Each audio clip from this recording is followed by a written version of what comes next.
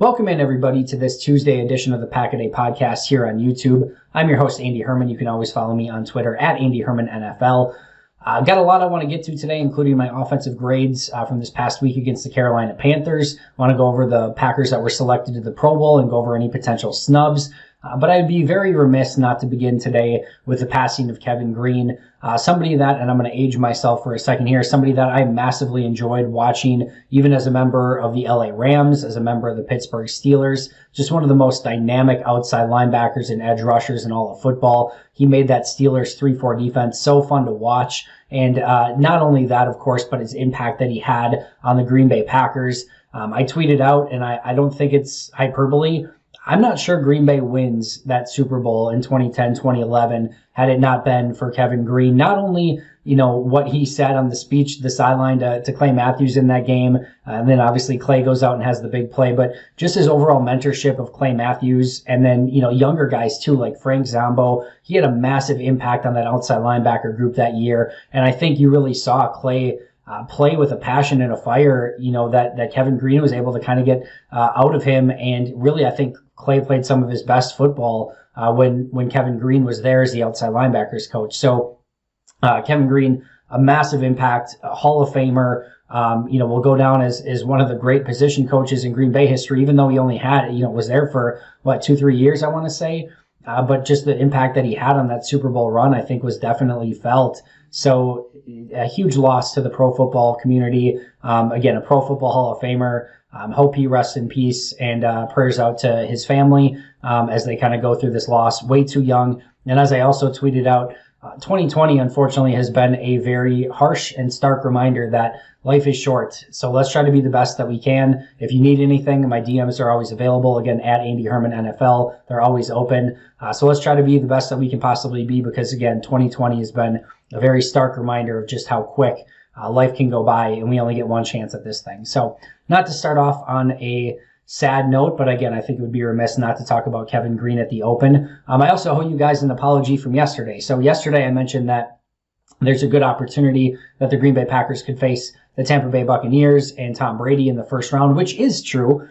With the 4 or 5 seed, potentially Tampa Bay winning that game. If the 2 seed and the 3 seed both, win their games, Tampa and Green Bay could absolutely meet up as the 1-5 matchup in the second round. However, I did also mention that it was an automatic set where the 4-5 automatically goes against the 1 seed, which is not the case, which I have known forever. I've been lucky enough to avoid any major issues or snafus, whether it be on here or the Pack-A-Day podcast, the audio version, on TV, on radio. Haven't had any major mistakes, but this one I definitely flubbed. I wouldn't necessarily put this as a major mistake, but I've known this my entire life, how the playoff seeding works. And for some reason, over the last couple of days, I've had it stuck in my head that it's an automatic, 4-5 versus 1. I have no idea. Somebody inceptioned me and put it in there, I swear. But that is, of course, not the case. So if the 6 seed or 7 seed would win their playoff game, they would come, the lowest seed would come to Lambeau, assuming Green Bay gets that number 1 seed. So I apologize for that. I've been doing these so often now, I didn't even realize that yesterday as I was recording was the 100th episode. And I really wanted to thank you guys for all the support and everything through 100 episodes. So I want to take the time today on episode 101 to thank you for all the support. It's meant a lot to me. And let's go make it another 100. And hopefully within that, go get the Packers a Super Bowl win as well, which would be super fun to cover.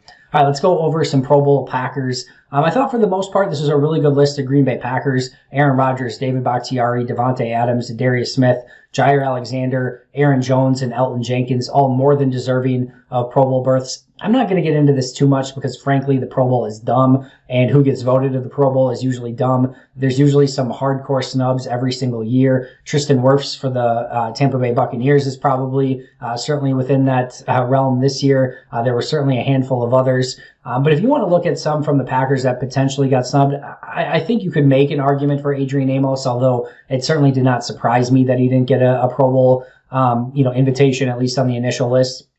Robert Tonyan, if you go apples to apples against Evan Ingram, who did get in, to me, the answer is easily Robert Tonyan in that situation. Am I surprised that Robert Tonyan didn't get the nod? No. Again, as Aaron Rodgers has even mentioned, usually these are 2-3 years behind, right? So, players who played well maybe a year or two ago start getting their recognition maybe a year or two later. It just is kind of the way that usually happens. So, certainly not surprised, but again, you could certainly make an argument of Tonyan over Evan Ingram in that situation. And then I think to me, the biggest one is Corey Linsley, which if you're asking me, and the injury played certainly a part here, but if you're asking me, I think you could even make an argument of Corey Linsley over Elton Jenkins in this scenario. I think if you're just comparing the two, I think Corey Linsley's had the better year. But I definitely think that Corey Linsley has been a Packer that is more than deserving of going to a Pro Bowl this season. Again, injury probably played a part in this, and had he stayed healthy, then it would have been a major snub if he did not get elected, because he was playing fantastic football prior to the injury. So I like everyone that got selected. I don't have any bones to pick with the ones they did select. And then, just to go to show how upside down this is, though, Z was like insanely better in 2019 than he's been in 2020. It's not to say he's been bad in 2020, but like 3 or 4 steps above what he's been in 2020, he was in 2019. No Pro Bowl in 2019, Pro Bowl in 2020. Again, it just goes to show these things are usually a year behind. So if I'm going to say there's a snub, I think it's Corey Linsley, although, again, I think you can make a strong argument for Tonyan, especially over Evan Ingram as well. All right, let's get into my grades. Finished up the offensive grades against the Carolina Panthers from Saturday Night Football. Let's go over my top 3 graded players first. Number 1 on my list, my top graded player. This is not one you're probably going to hear very often, Marcedes Lewis. I posted a video of him of blocking Brian Burns one-on-one. I'd mentioned to you guys, I believe it was on here, of how Marcedes Lewis has had situations and circumstances. Actually, it was on the one where the 5 players who are better than you think, if I remember correctly, and I talked about Marcedes Lewis and having situations where he would block defensive ends one-on-one, and they would have a player that was kind of waiting to back Marcedes Lewis up, and they never needed that player. That happened against Brian Burns again this week, where he's going one-on-one against Brian Burns, completely, controls him. Aaron Jones is behind him, waiting to block and help if needed, and Aaron Jones, basically could have sat there and twiddled his thumbs because Marcedes Lewis handled Brian Burns, who was fantastic in the game against the Packers, one-on-one on that specific play. He was dominant as a run blocker. He was dominant as a pass blocker. Didn't make an impact in the passing game, which is sort of status quo for Marcedes Lewis. But I just thought, Aaron Jones was much better in this game because of Marcedes Lewis. And I know they didn't hit on a lot of those, really almost any of those play action plays and some of those deep shots in the game. But Marcedes Lewis in those, when given those opportunities to block, was fantastic once again. And he just had a really nice overall game with very, very, very few mistakes, if any. I think he had a very slight negative grade on one play early in the game, if I remember correctly, and then was basically flawless from there on out. So really, really nice game for Marcedes Lewis. Again, a guy that doesn't always get the credit, but is kind of doing the grunt work up front.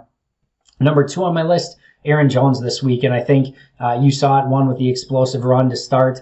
Couldn't quite outrun Jeremy Chin, but still a really nice run. Great vision from Aaron Jones on that play. Had a couple nice blitz pickups, had a couple tough catches, one to the side where he basically catches it, gets hit right away on a little swing pass. Just kind of did all the little things that he was needed to in this game. And again, very, very few errors. I thought, again, his vision and his patience is really what set him apart.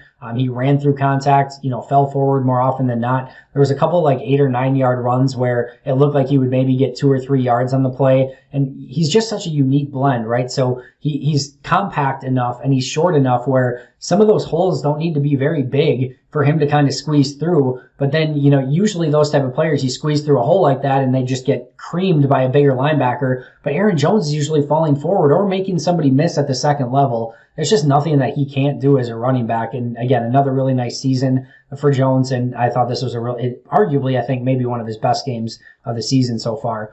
And then number 3 was Elton Jenkins, who we just talked about from a Pro Bowl standpoint. Thought this was a really nice game for him, really kind of manned the center. Had a couple plays where I thought he didn't necessarily identify things the best, but outside of that, again, when he's just one-on-one, he's just a solid, strong anchor in the middle of the offensive line. And he is so tough. He gets under your pads, he sits down, and you are just done. Like, you can't move him. It's almost like he just like grows roots into the ground, and it's just basically like this big tree stump. And defensive linemen are just trying to move him, and there's just nothing there. And then you add in the ability for him to get to the second level. He's much more agile than, I think people expect. He's very powerful. He pancaked on one occasion, maybe 2.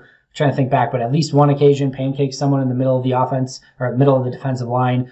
Just those sort of plays throughout the game. And I think if you watch some of the early, run game from Aaron Jones, A.J. Dillon, Jamal Williams, you would see, Elton Jenkins very, very involved in a lot of those plays. My 3 lowest graded players in this game, I'm going to give you a second to see if you can guess. This is a very, very surprising 3 this week. All of the same position group.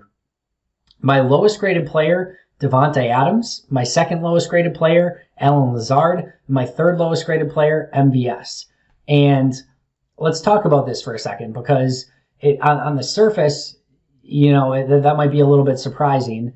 And if I'm going to say this first to you, the Panthers did a tremendous job. They were playing super soft coverage, 7-8 guys at times, covering deep, not giving any opportunity for Devante Adams, Allen Lazard, or MVS to kind of win some of these one-on-ones, to get deep, to do anything spectacular. This was a grinded out game. Carolina was going to make you dink and dunk the ball and try to get yards after the catch. So in that situation, a lot of times there's just not a lot of opportunities for the receivers. But when you do get those opportunities, you have to make the most of it. So for Devante Adams, for instance, 2 big drop passes on the day. There was the play where Rodgers probably let him a smidge too far, but still goes right off his fingertips right on the sideline, which would have been probably like, a 15, 20-yard gain on the play. That's a play that Devante Adams would tell you he has to come down with. Then another little quick slant where, Rodgers gets it to him and it goes right through Devante Adams' hands. And there's a player kind of there waiting for him. But again, that's a play that Devante Adams makes more often than not.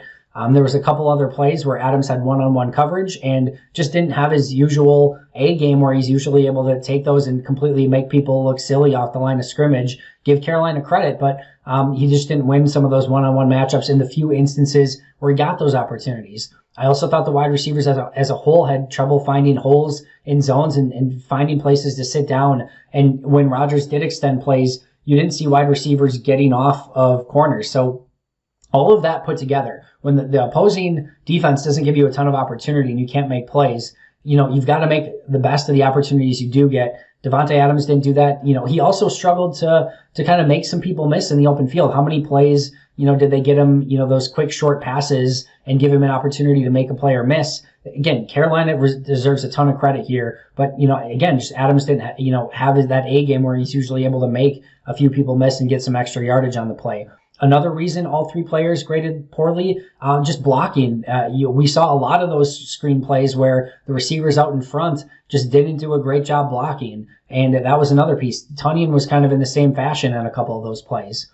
Allen Lazard, again, my second lowest graded player, again, very similar stuff to what I just talked about with Devante Adams and MVS, but he had the huge drop pass right before halftime, the Jared Cook play along the sidelines. That basically, based on how Mason Crosby's been kicking lately, that probably took 3 points off the board with that drop. And, that goes from 24 points to 27 points, which you're probably looking at and say, all right, that sounds like a much better score.